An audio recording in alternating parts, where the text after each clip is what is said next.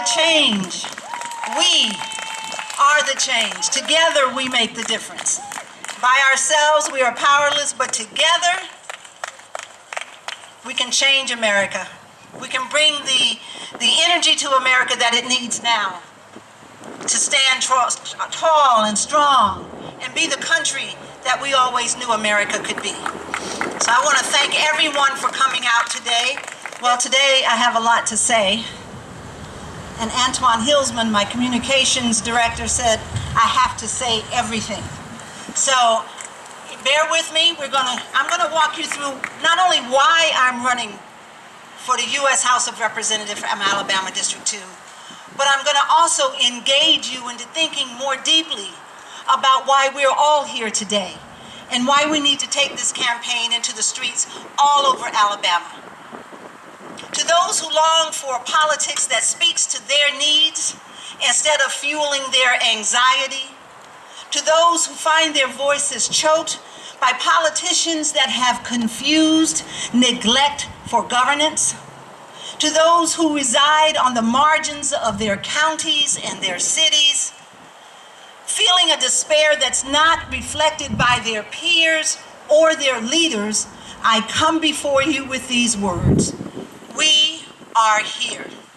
The campaign for Audri Scott Williams is here. I am here to tell you this simple truth. The change that will shape the future of Alabama and America is never going to come from Washington, D.C. It is never going to descend from a great leader who would make our struggles disappear. Change, real change, true change, is always going to come from the union worker in a right-to-work state that doesn't see the law as something that challenges their right to a livable wage, fair benefits, and workplace protections. Change is always going to come from the nurses and home care providers who know that their patients are more important than the cost of taking care of them. Change is always going to come from the seniors on Medicare who are tired of the threat that it will be cut. From the worker who finds that working 50 hours a week in multiple jobs will not pay their bills. And from the student who sees that their debt piling up sooner than they can see a job in their future. Change can only come from the people. Change can only come from you and I together. We are the change. As we languish and labor in a political environment where the wealthy are projected to be our enemy, as hostile to the interests as they are to the poor and the sick that Jesus called the least among these, we must remember that the rich and the forces of regression don't have the final say over what America becomes. We do. We are the change. Politics is not only formed in the back rooms where the cities operate, where the elites operate. It is fashioned on the streets and in our communities, where our ethnicity, our citizenship status, our gender, our choice of partners matters less than our willingness to create an America that is equal to its promise, and that sees all people as equally deserving to share in that promise. We can no longer afford to let the challenges of this era limit the freedom and justice promised in our founding creed. This moment demands of us a vision that sees beyond what's possible and a focus on organizing to secure what is necessary. We must look to the horizon and see both the universal health care that is our right and the thankless canvassing and party building and getting out to vote that must be done to make it a reality. We must see through the suspicion of the other and see in those we hold in suspicion the partners who will strengthen our communities and our country. We must commit ourselves to walking the steps between where we stand and where we need to be. Ensuring that we knock on doors, that we register those who are not registered, that we get people out to vote, and we meet and we meet and we meet wherever someone will listen, while never forgetting the gaps in justice, income inequality, and gender inequality that should motivate each of us every step towards their end. We are the change. I am running for Congress not as a dreamer, although I dream big dreams, but as a leader who thinks that part of leadership is to define what has yet to be. Because that is not just the Alabama and the Klan of Jim Crow. That is also the Alabama of the Civil Rights Movement that dared to challenge both of them. It's the Alabama my mentor, Amelia Boynton Robinson, saw and organized to create even after she was beaten down on Bloody Sunday.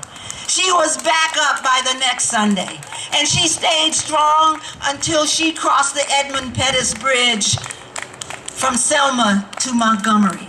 We need that running through our veins right now. And even in the face of an Attorney General Sessions, a possible Senator Roy Moore, and President Trump, the Alabama I see now is an Alabama where the right to vote is sacrosanct. And the right to power and dignity are not removed by a conviction. It's an Alabama where rich and poor alike can have access to the same resources in public education. Yes, I'm dreaming the dream. It's an Alabama where public unions and teachers' unions can benefit from a national guarantee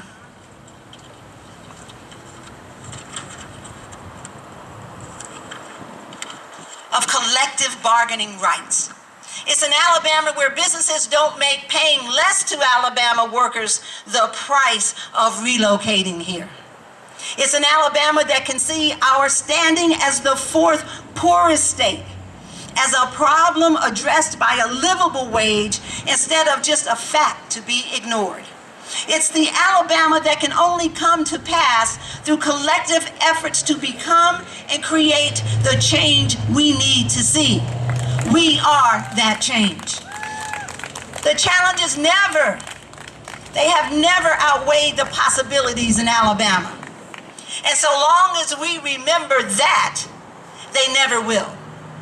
In my global efforts to end religiously motivated violence within the United Religions Initiative, I've seen the toll that political stagnancy and despair can take on a state that lets enduring divides fester. I've seen the way that division can ravage citizens and transform neighborhoods into mass graves. And I'm not just saying this because I read about it. I just got back from Western Europe just a few days ago. And from Istanbul to Sarajevo to Kosovo, I've seen the imprints of mortar in buildings. I've seen the testimonies of people who had to watch their babies shot to death.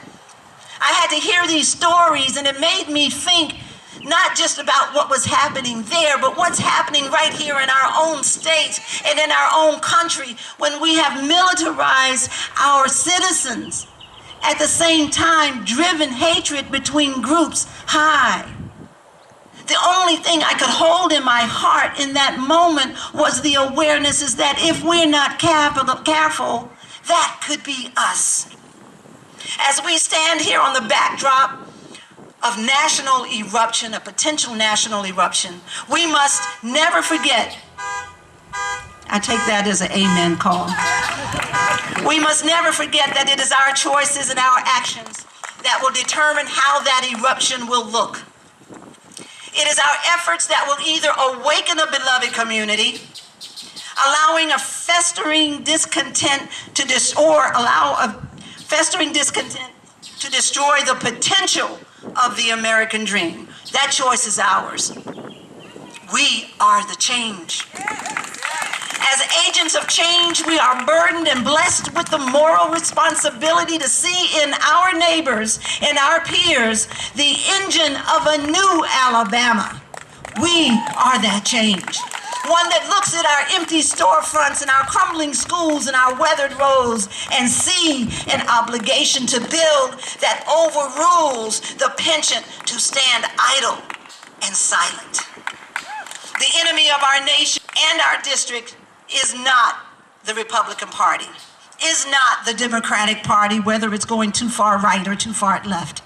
It isn't the false ideology that erects barriers between races and people of different regions who share the same needs. The enemy of our nation is complacency.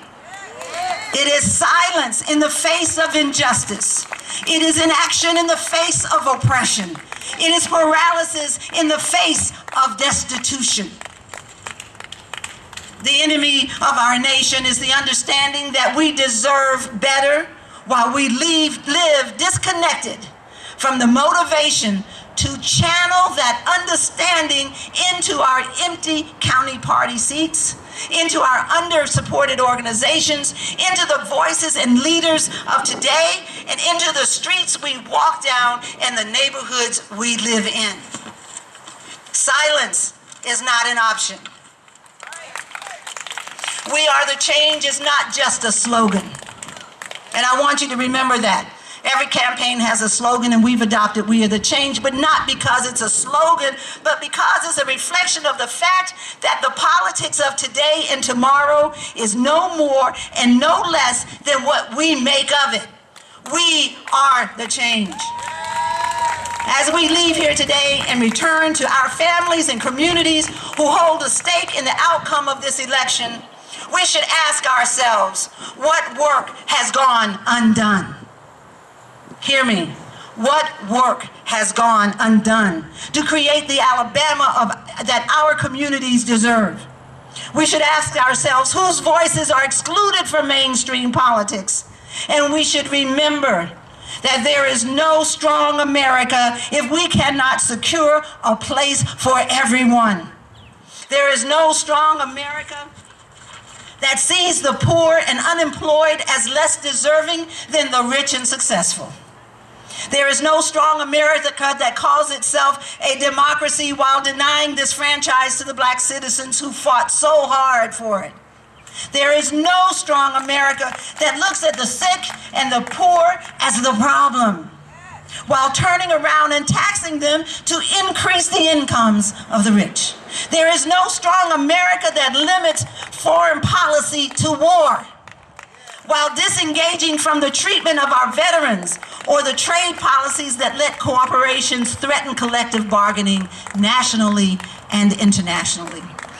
There is no strong America that isolates anyone from liberty and justice for all. There is no strong America that excludes anyone or any group from the all.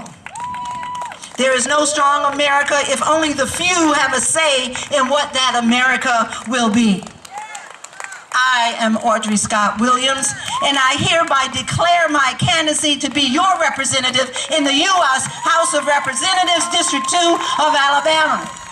I declare it with my promise to keep my actions rooted in your needs and my feet tethered to our communities. I want to thank you today for being here with me. I declare this candidacy with the understanding that we are the change. Are you with me? Then let me hear you. We are the change. We are the change. We are the change. We are the change. Let's dream and act Alabama and America back to what it means to be human, what it means to have a government that is by and for the people. Thank you so much.